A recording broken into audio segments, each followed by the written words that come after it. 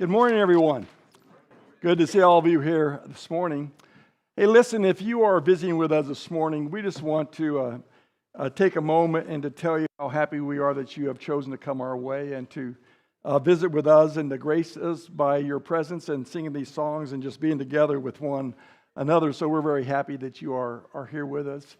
Listen, if you hear anything from the lesson that maybe calls something into question and you'd like to talk about it after services or anytime during the week, certainly feel free to do so. I'd enjoy being able to spend a moment of just engaging with you and talking to you about your life, and maybe you can also talk to me a little bit about mine, and we'll get to know each other a little bit better. Anyway, welcome. We're glad that you are here. Obviously, it's Father's Day, so to all you fathers out there, happy Father's Day. We hope that your family will honor you in a great way. I'll say a little bit more about that later. Before I get there, let me just make you aware as a congregation of some activities that are soon to come our way. Next weekend, we're going to begin our series of lessons on storm survival. Dean Miller is going to be here with us. He's not a stranger to us. He came and helped us as we got going our widowhood ministry, and he has got some wonderful things to talk to us about surviving the storms of life. You don't have to live very long to recognize that there are a number of storms that you go through in life, where you're talking about economic storms or health storms or the loss of a loved one storm. There's all kinds of storms that are out there. There are storms that happen to adults. There are storms that happen to teenagers. So I'd encourage you to think about participating in this. It begins next Saturday morning. There will be 2 lessons in the morning, and then there will be a catered lunch, and then we'll have a lesson in the afternoon. And then we'll be finished until he speaks to us next Sunday morning in both the Bible class as well as the sermon lesson. So let me encourage you to, if you haven't already done so, plan on being there. It'll be a wonderful time together, and I think it'll help us in trying to navigate through some of the things we go through in life. Then let me remind you about our 4th annual congregational retreat. It's called Rooted in Stories. That's going to be August the 1st through the 3rd. And registration has already begun. So out in the foyer, you'll find a registration table. We have a registration for RVs. I think we have room for like 12 or 14 RV spots that have full hookups. And then we have room for a number of others without hookups. If you can dry camp, then that's okay too. That's going to be first come, first return. So whoever gets here and fills out a registration to reserve an RV spot and then gets it back to the registration committee, that's the sooner that you'll be able to get an RV spot. And then, of course, as you know, last year I think we had like 240 or so that came. And so if you're interested in coming, it's a wonderful time together, to be together in kind of a different atmosphere like we have here. We're able to see each other face to face. We're able to see each other in a more relaxed kind of setting. It's a wonderful time of playing games with one another, praying with one another, doing a little bit of studying together. It's going to be a wonderful time. And so it's one of the highlights of the year, our congregational retreat. So please think about signing up for that and registering for that. It's going to be a lot of fun together. So like I said, it's Father's Day, so happy Father's Day. Father's Day is a day that our country actually set apart. It began probably in 1931, but it was made law by Herbert Hoover, who decided, you know what, there should be a national day of honoring our fathers, where we stop and we pause for a moment and to think about all that our fathers have done for us and how they have blessed our lives in so many wonderful ways. And so hopefully this will be a day where you are going to be honored as a father by your children. The truth is, when it comes down to fathers, that our father's not always as good as we could be or we'd like to be, but it's worthy of note that when Jesus wanted to illustrate the love of God and the nature of God, he chose to have us think about God as being our heavenly Father. Why is it? Because we understand what fathers are about.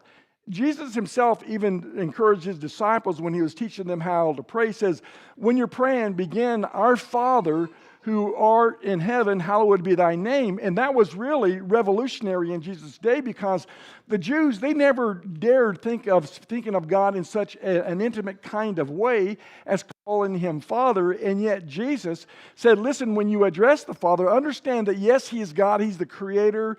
There are so many incredible things to honor him with and to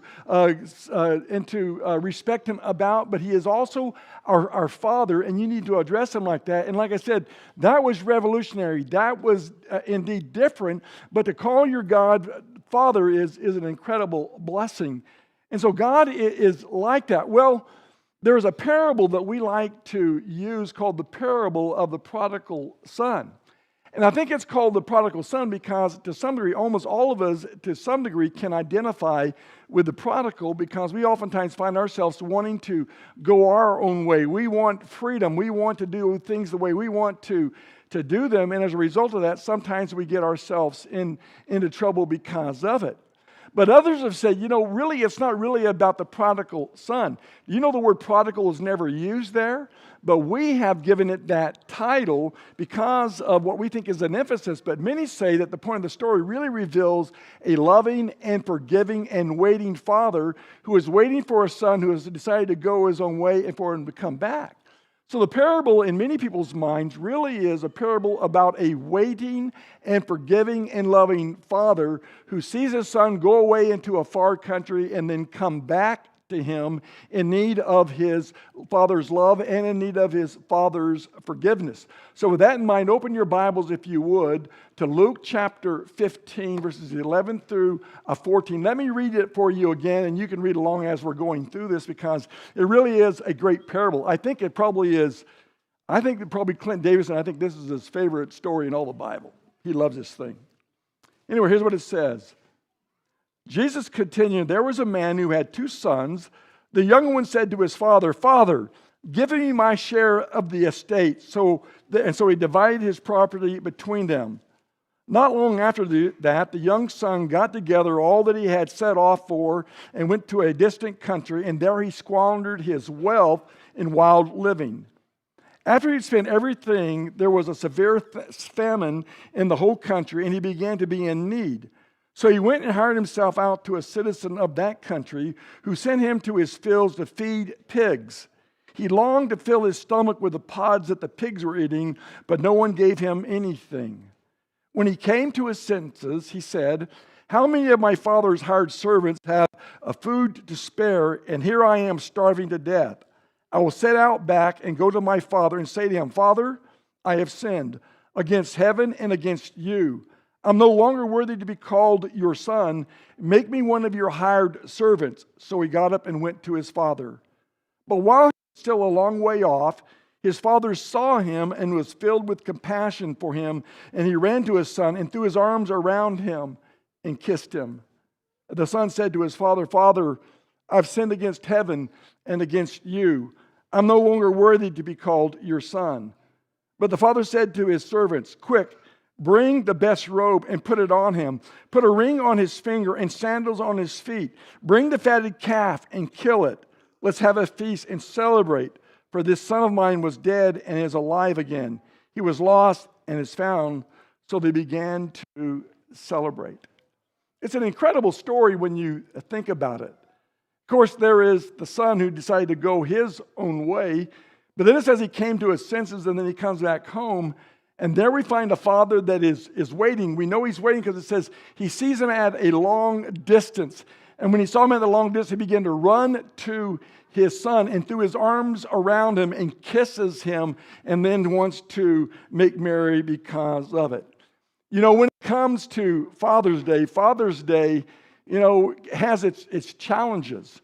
Father's Day is joyful and difficult at the same time. For instance, a lot of challenges comes with being a father. A lot of responsibilities come with being a father. Fathers, I believe, really try to do their best.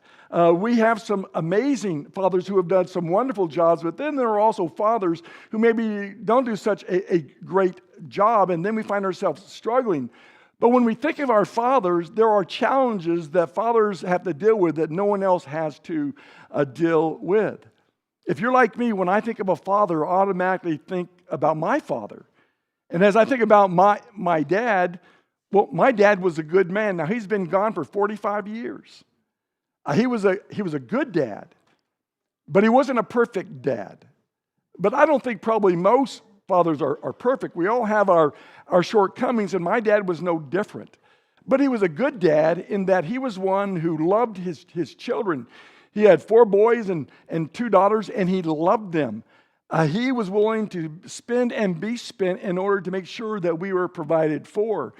So he made sure that there was a roof over our heads. Oftentimes it had wheels on it, but we had a roof over our heads. And we always had clothes on our backs, and where our stomachs were always filled. I can't remember ever going without a few meals, in my dad's house. He took care of us. He hugged us. He kissed us. He disciplined us. He tried to establish a foundation for us that would allow us to grow from being children to teenagers to one day being adults and being responsible as adults.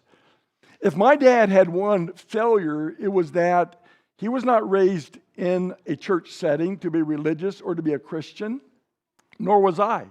My family was not raised to love God or to love Jesus. At the age of 18 is when I started to search after God and to search after Jesus, and eventually I became a Christian. My brother and his girlfriend, now his wife, became Christians. My wife, who was then my girlfriend, became a Christian. My mother, who had fallen away for over 30 years, came back to the Lord. And then later, at the age of 52 years, about 3 to 4 years later, the one person I thought would never become a Christian because of the fact that he was a strong, proud man was my dad. He became a Christian. He understood what that was about. Now, he enjoyed the Christian life for only 4 years. He died at the age of 56. And that was a long time ago. But Dad did the very best he could, and he met the challenges that were before him. And I was the beneficiary of that dad who provided for me and loved me and kissed me even when I did some really stupid things. Well, fathers can also deal with some responsibilities. When you think about responsibilities, think about that first child. You remember when you brought that first child home to your house? I remember when my first child, Jill, was born. I remember in those days, men were not allowed to go into delivery rooms to watch their wives or help their wives to have babies. I was able to do that. I took a class called Lamaze, where they told you, here are the things you do, and here's the things you don't. They never said this, but one of the things I learned that you don't do is that when a woman is having a baby, you do not hold their hands, because they will get crushed off of your body. But anyway, I remember she had that baby, that Jill, and when the nurse took Jill, she swaddled her, and then she took that little baby and handed her to me, and I looked down upon that little girl. Blue eyes, a little tuft of a little bit of red fuzzy hair, and her little tongue was sticking out, and I looked down at that little tiny baby girl, and I thought to myself, is there anything more beautiful than this? And then it hit me. I don't know the first thing about raising this baby. Seriously. Oh, okay, you have your Bible, Rich. I know that. But man, when you talk about dads, that's a whole different kind of thing. And so to recognize that I was responsible for this little tiny baby that was so fragile and that depended on me to provide for her and to direct her and to guide her, to not only help her in her present life, but to help her even in the future, all the way into eternity, that was a huge responsibility that I felt as a dad. And as I look back upon raising my 3 daughters, I felt like that about all 3 of them when they came on the scene. When I think about that and what all was involved there, I got to thinking about, okay, what kind of dad was I? And I've done that over the years. And I think that, as a dad, I think I did a lot of things right. In fact, I hope I did more things right than I did wrong. But there are some things that I made mistakes about, and there are some things that if I had it to do over again, I would do it over again. And this is for you fathers out there who are still raising your children. Here's something for you to think about. The first thing I think about is that if I had it to do over again, I would spend more time with my children. I would listen to them more intently. I would let them ask more questions, and I would ask more questions.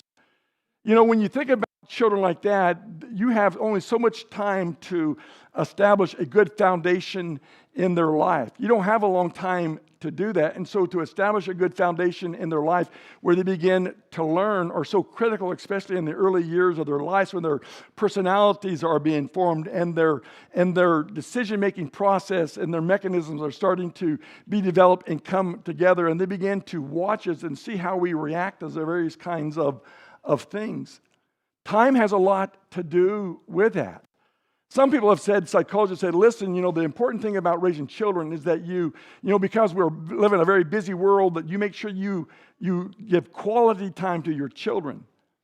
Try to summarize that. Try to say, here's what quality time really is about. I think it's an overused word to spend quality time with your children because there's no way you can really explain what that quality really is about. But I've decided this, if I were to do it over again, I'd spend more quality time with them as well as quantity time. A father once asked his little girl, he said, honey, what would you rather have from your dad? Quality time or quantity? To which the little girl says, I want quality time and lots of it. Children need that time where we allow them to talk to us, and as we allow them to deal with the very things that are going on in their lives to help them.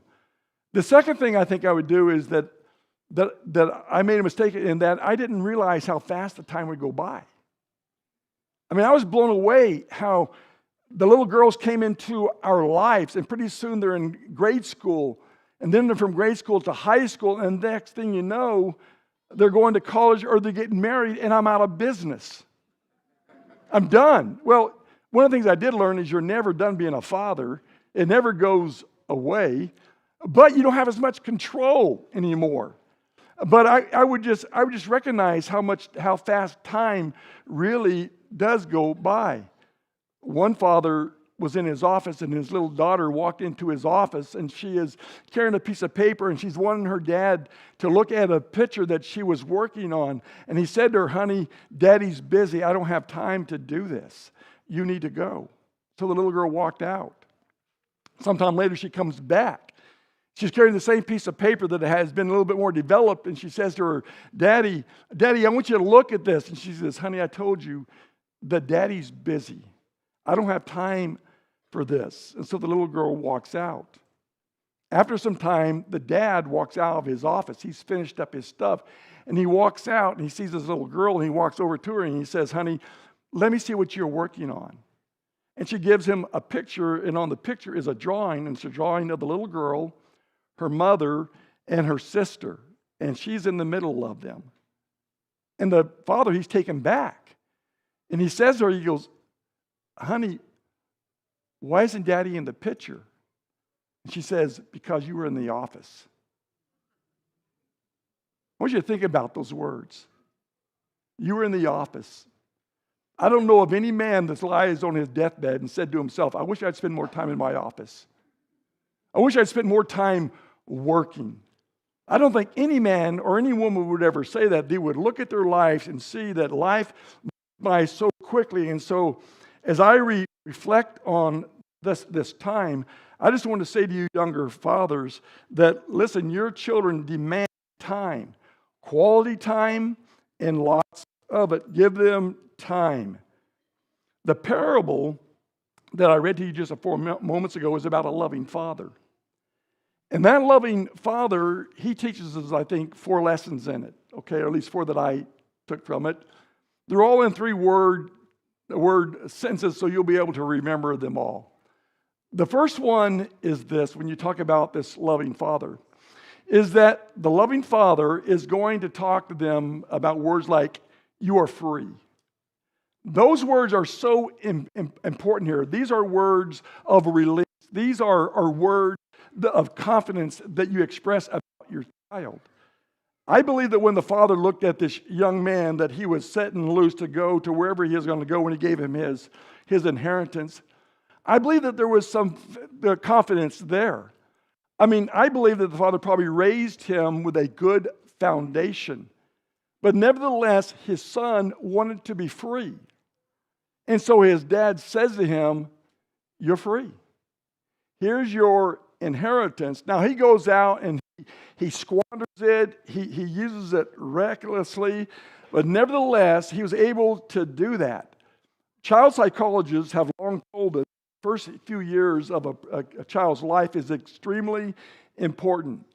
In those first few years, we are developing them. In those first few years, we are setting foundations. They are busy watching us. They're busy watching mom and dad, and they're watching grandparents, and they're listening, and they're observing what are the things that are important to them. And in doing so, personalities begin to be formed. That's true of both parents and grandparents. And if we're going to have any influence on our children and our grandchildren, it must be in those first years where you are working with them. Why is that? Because there's going to come a time in their lives when they're going to want freedom. In fact, somewhere along in their teenage years, they began to talk a lot about their freedom, and they began to somebody almost resent parents. I think it was Mark Twain once wrote an article, and in it he talked about the wisdom of being a parent. And he said of his own father, he says, when I was 16 years old, I thought my dad was the most ignorant man on the face of the planet, and I couldn't stand being around him. And then I turned 21, and I was amazed that in less than 7 years, how wise my father became. This young man that we're talking about was an adult. Okay?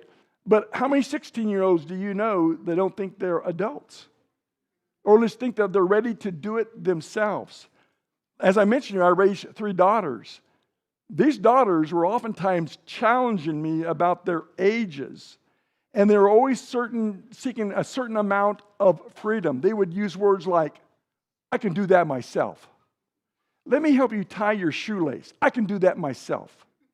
Let me help you with your dress or your hair. I can do that myself. Take my hand. Let me help you across the road. I can do that myself. Well, what were they saying? They were saying, listen, give me my freedom. I'm able to do this on my own. So there's going to come a point in time, I believe, when your children are going to want to be free. Sooner or later, a loving father will have to make a decision. And that decision is going to be, you're free. I'll let you go. I'll be waiting for you, but you are free to go. However, let me just say this, that when your children are under your supervision, you're responsible for them. Do not abdicate your responsibility to guiding your children. Why? Because their consciousness are not completely brought together. Their synapses have not completely connected in the frontal lobe of their brains. They're not there all the way. They need your parents to be their conscience for them. They need them to give them direction and give them wise counsel. So don't abdicate that. Set reasonable boundaries for your children, and then once those boundaries are set, hold to them. And hold them to it because it's so important. Eventually, your children are going to want to leave the nest like this younger son did. When he did, he went into a far country. He spent all of his living on wild living, found himself in a desperate situation, but he had a foundation. And because of that foundation, he came home. Let me say this, sooner or later, like it says behind me, a loving father says, it's your decision, you're free. I'll pray for you. I'll be waiting for you when you come back, but you are free. And by the way, it'll be the hardest thing you'll ever say as a parent. It's so hard to say, okay, you're free. But I'm going to be praying for you. Now listen, believe me when I tell you this because I know. Okay? I know. So a loving father is able to say you're free. But a loving father is able to say something else, and that's 3 words. I love you. These are bonding words. These words are foundation to which your family is built. It's a love that is always to be there. It's to be consistent all of the time.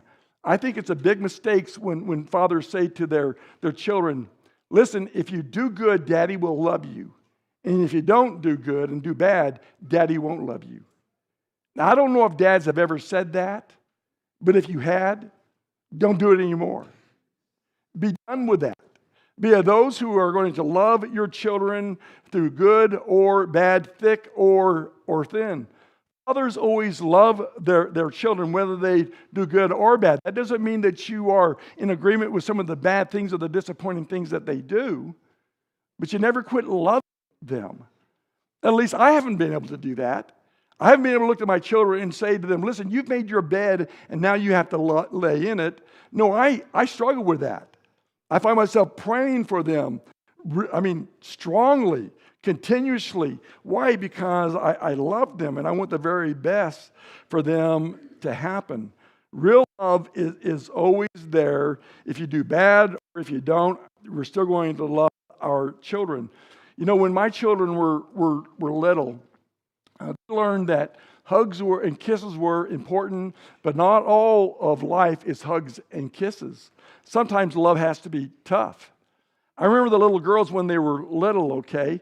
I remember they would do things where they would take their little hands and get them close to a light socket where they could get shocked. And I'd say, no, no, no. And eventually I'd have to take their little hand and slap them. Or maybe, Jill, I remember we were sitting at the dinner table one night and she kept putting her hand in her mouth and gagging herself. And I kept saying, no, gag, no. So I took her little hand out and I swatted it pretty hard.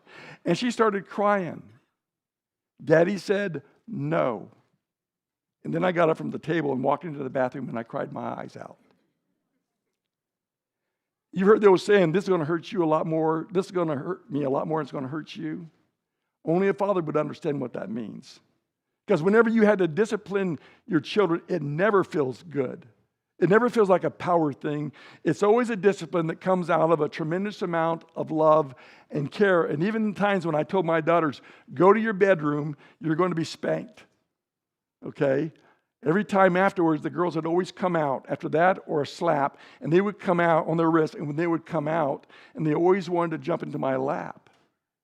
And I always hugged them and kissed them. Why? Because they're wanting to be affirmed that Daddy still loves them, that I still care for them. And that is so important when it comes down to, I believe, raising your children. You give them the freedom, but you also are willing to love them no matter what may come your way. Dr. Joyce Brothers, who was a clinical psychologist some time back, she was also a writer and a TV personality. She once did a survey of over 2,000 fifth and sixth graders, and she said that those children that were the most well-adjusted, those who did the very best, those who had good grades, those who seemed to deal with life better were those who lived in homes where there was strict discipline. Now, some say it should be the other way around. But I think children demand that. They need to know what the boundaries are. They need to know what is acceptable, what is unacceptable, and what are the consequences when I decide to cross those boundaries. We need to be able to do that, and we do so out of love. So yeah, there are limits there, but there are also boundaries, but I never quit loving my children. And so a loving father says, I love you. Here's the third thing, is I forgive you. These are words that reconstruct a relationship. They're words of reconciliation. And that's what this father offers his son. The son says, comes to his senses, and he says, listen, the hired servants are doing better than what I am doing. I'm going to go home. He probably went home filthy as he could be. And his father sees him at a distance. Why? Because his father loves him and wants him back. And seeing him at a distance, he runs to his son, throws himself upon his son's neck and kisses him. And then he says to his son, starts to say, Father, I've sinned against you and against God and against you. And it's like the father never hears it. Why? Because he's a forgiving father. He's a loving father. And he says to his servants, go get a ring and place it on his finger. Get a robe, put it on his back. Put new sandals on his feet. Kill the fatted calf. We're going to have a celebration. My son was dead and now he's alive. My son was lost and now he's been found. And we're going to celebrate that. He was a forgiving father. I think every child eventually is going to do something that's going to disappoint their parents. I know I did. I know that there were times when I must have sorely disappointed my dad in so many ways. But my dad, he could be a strict man, but he could also be a man that was willing to forgive. It's all how you decide that you're going to react to it. I mean, you can choose never to forgive and always to hold a grudge and remind your children constantly of the wrongs that they have done, or you can forgive and you can move on. When I was about 17 years old, I had my first car. It was an Oldsmobile, a 62 Oldsmobile. I think it was called a Starfire. It was a tuna boat. It was huge. And one night, I asked my dad if I could go to a friend's of my house that lived like 7 miles to the south of Arroyo Grande called Napomo. My dad said, he called me Jimmy. He said, Jimmy, he goes, it's raining hard out there. You probably don't belong on the road. And I said, well, I know, Dad, but listen, my friends are meeting at Napomo, and we're just going to hang out there. And he goes, all right, listen, go ahead and go, but make sure you go there. I said, okay.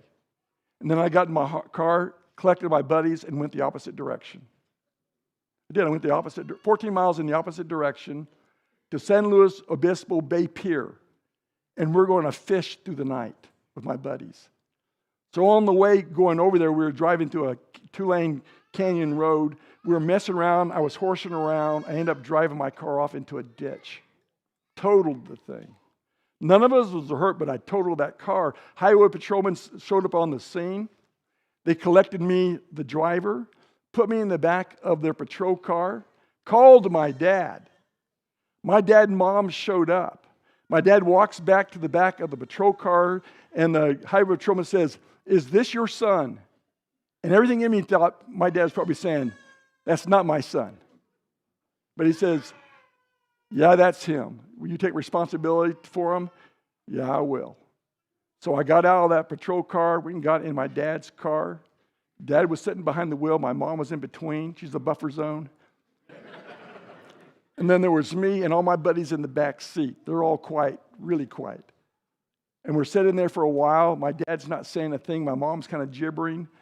And I leaned forward and I said to my dad, aren't you going to say anything? And he said to me, you know what you did.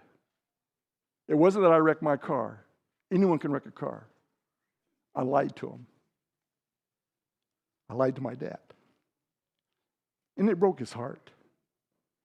And it caused him to not to trust me as well. You know what he did? He had that car towed to my house, parked it in the front of the yard. And for like 3 months afterwards, when I go up to Dad, after a month, I finally got the courage. I said, Dad, could I borrow the car or your truck to take Lori on a date? And he said, no. I said, why not? And he says, because you think my truck wants to look like that car in the front yard? And that went on for a long time like that. And so finally, I thought, well, maybe I've got to moor down a little bit. And so I said, Dad, can I borrow your car or the truck? And he said, no. And we had words about it. And then eventually, Dad softened and he came into the room and he threw me his truck keys. He said, son, go where you said you're going to go and no further. Yes, Dad, thank you. You see, Dad could have held a grudge for a long time. I don't think he let me go without a car for 3 months because he was being grudging about it. I think he did so because he wanted me to learn a lesson. And I learned that lesson pretty well. I mean, I learned it really well. When I told him I was going to go somewhere, that's where I went. And that carried me through life. I just think, here's what I'm saying to you guys out there, is that you have to be forgiven for your children. Your children are going to make mistakes. They're going to disappoint you. But because of your love, you need to be able to forgive and let a grudge go so that you can move on. That's what you need to do. Life is too short to hold a grudge. It's also too long. Think about what that's saying there. Life is too short.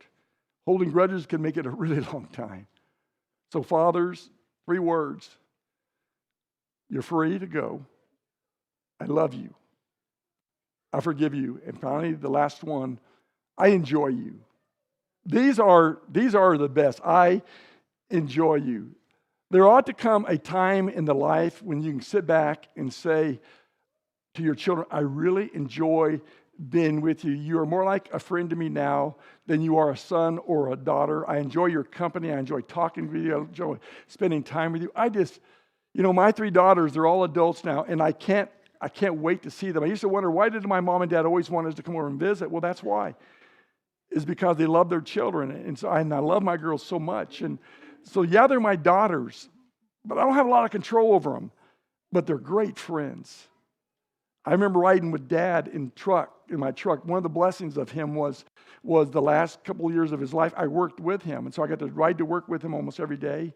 We had breakfast with one another. We became friends with each other, more so than just son and father. I loved to be with him. He was John Wayne and all the heroes that you could think of, all wrapped into one person. It was wonderful. And I think that's what parents need to say that's loving the children is, I love to be with you. You're so fun to be with. I love watching you grow. I love watching you raise your children. I love watching all the different things about you. I enjoy you. Children are a gift of the Lord. The fruit of the womb is a reward. Like arrows in the hand of a warrior, so are the children of one's youth. How blessed is the man whose quiver is full of them. They shall not be ashamed when they speak with their enemies in the gate.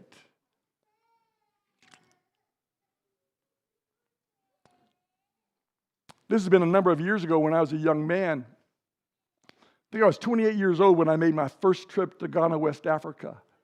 It was an evangelism trip. Whether it was wise or unwise, I've debated that over the years. But I went away to Africa. In those days, you flew to Africa, and when you got there, if it was 4 weeks or 6 weeks, you had no communication whatsoever with your family. Couldn't call them. If you wrote them, you would beat the mail home. So I couldn't call them and talk to them. So I didn't know what was going on with them at home. They didn't know what was going on with me in Africa. And over those weeks, I would miss my family so much. I mean, I would really get so homesick to see them. I can always remember when we flew home after about a 28 to 31 hour flight, and we'd fly into the airport, and we'd get off the plane, and we'd begin to walk down the corridor of that terminal, and we'd come around a bend, and when I'd come around a bend, I'd always see my wife. She was there. She always had this huge smile on her face. She'd bought a new outfit usually. She looked so beautiful. There were my 3 little girls. They were little girls then. They're grown now, but they were little girls then. And they would see me coming, and they had made up little signs, "Welcome home, Dad," and "We love you, Dad." And they'd be jumping up and down and yelling, "Daddy's home! Daddy's home!" And I would run and I'd pick them up and I would hug them and I'd hug their mama, and we'd all have this great old family hug.